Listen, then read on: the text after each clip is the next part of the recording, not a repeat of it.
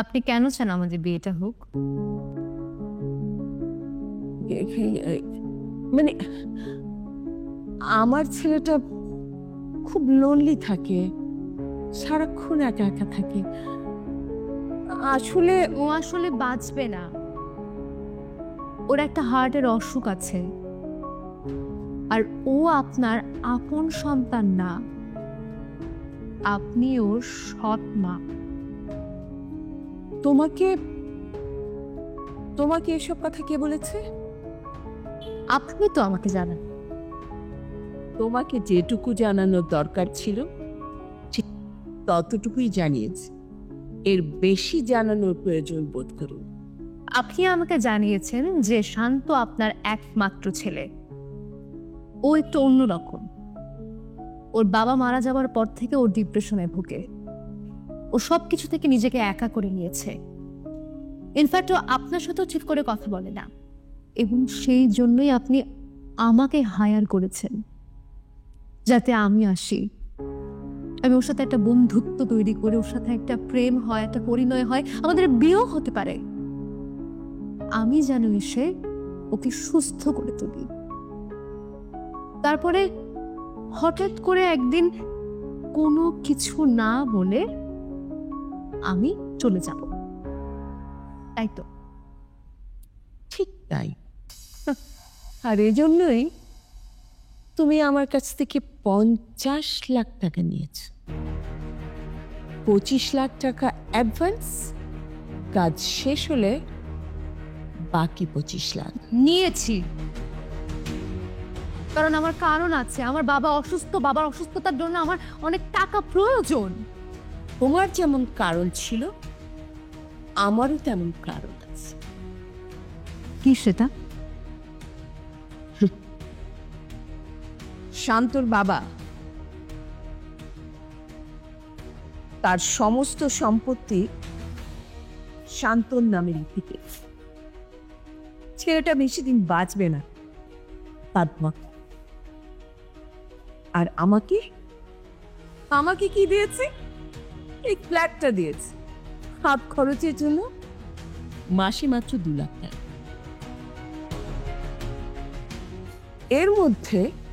এর মধ্যে যদি শান্তর বিয়ে হয়ে যায়, তাহলে সমস্ত সম্পত্তি তার বোন নামে চলে যায়।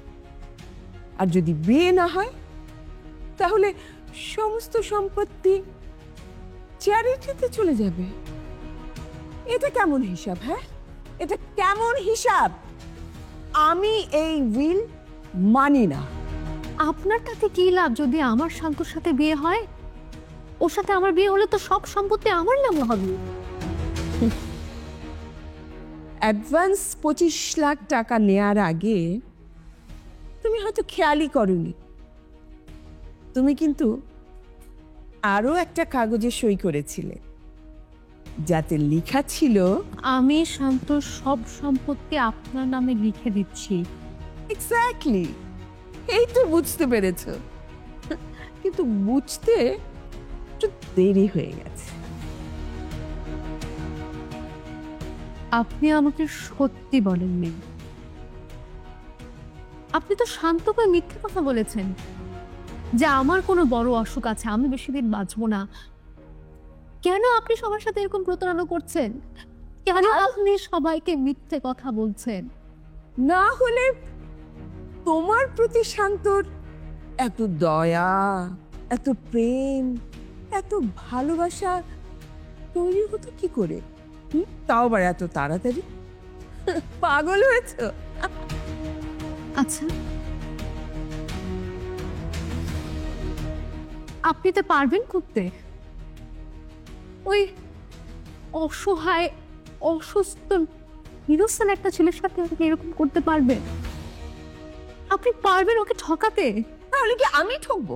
হ্যাঁ, আমি ঠকবো? No way, no way. যাও, ঘরে যাও।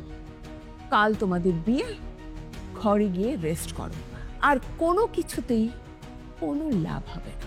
যাও বলছি, যাও। না,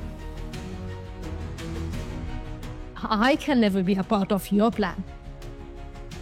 Not this time. আমি বেঁচে থাকতে আপনার এই প্ল্যান কোনোদিনও সাকসেসফুল হবে না। I'll make sure of it.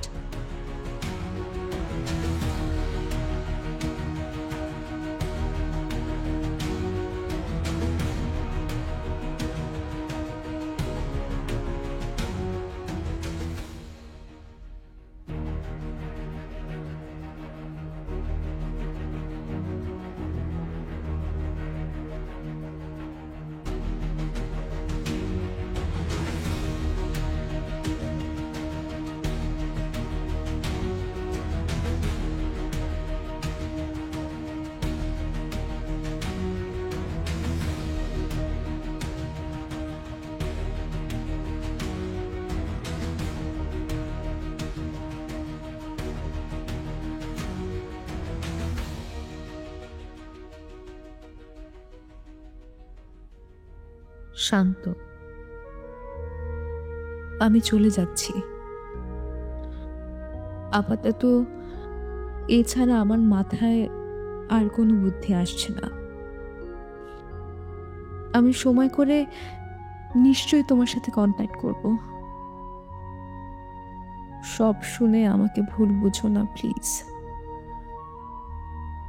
আমার বাবাকে বাঁচানোর জন্য আর কোনো উপায় ছিল না, সত্যি। কিন্তু আমি তোমাকে সত্যিই ভালোবেসেছি, জীবনের চেয়েও বেশি।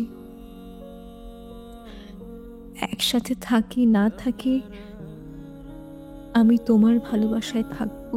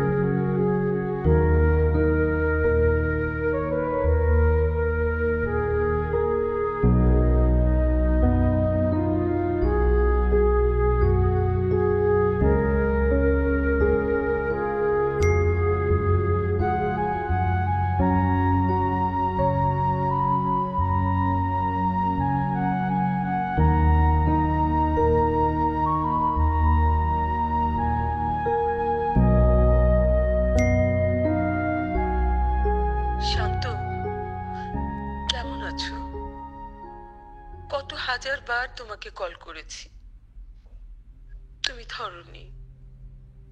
একবার তো কথা বলো।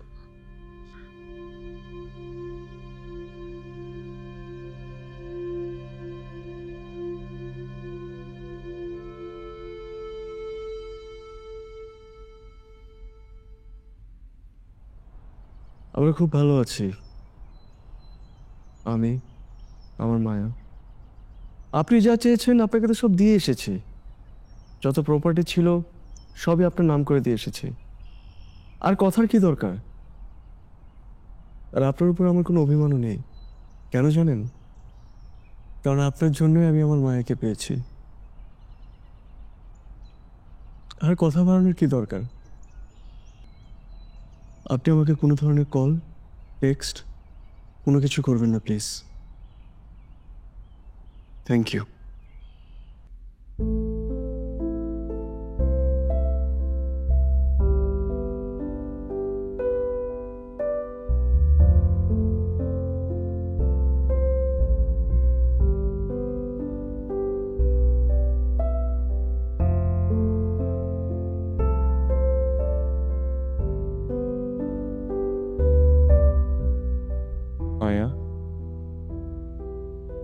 তোমার জন্য সাদা ফুল, তোমার প্রিয়। আচ্ছা, কালকে রাতে কি তুমি এসেছিলে? হঠাৎ মনে হলো আমার পাশে এসে বসেছ। তোমার বাবা খুব ভালো আছেন, একটু একটু হাঁটতে পারেন। ডাক্তার বলেছেন থেরাপি চললে একদম ঠিক হয়ে যাবেন। আমি কেমন আছি? ভালোবাসায় আছি, যেখানে থাকতে চেয়েছি। একা না, বিশ্বাস করো, একটু একা লাগে না। সব সময় তুমি আছো, আমার সাথে প্রতিটা মুহূর্তে আছো। আমি আর 2-3 মাস বাঁচবো হয়তো। আমার হৃদয় আর রক্তকণিকা ধারণ করতে পারে না। আজ দেখো আমাকে, আর তুমি জীবন দিয়ে আমার মৃত্যুকে হারিয়ে দিয়ে গেছো। আমি বেঁচে থাকবো, তুমি আমার অপেক্ষায় থেকো। খুব শীঘ্রই আমাদের দেখা হবে। আর তো মাত্র কয়েকটা দিন। যেখানেই থাকো, ভালো থাকো। খুব ভোরে কুয়াশায় ভরে চলে চারপাশ, আর এখন দেখো ঝলমলে রোদ। সাদা ফুল তোমার খুব পছন্দ ছিল।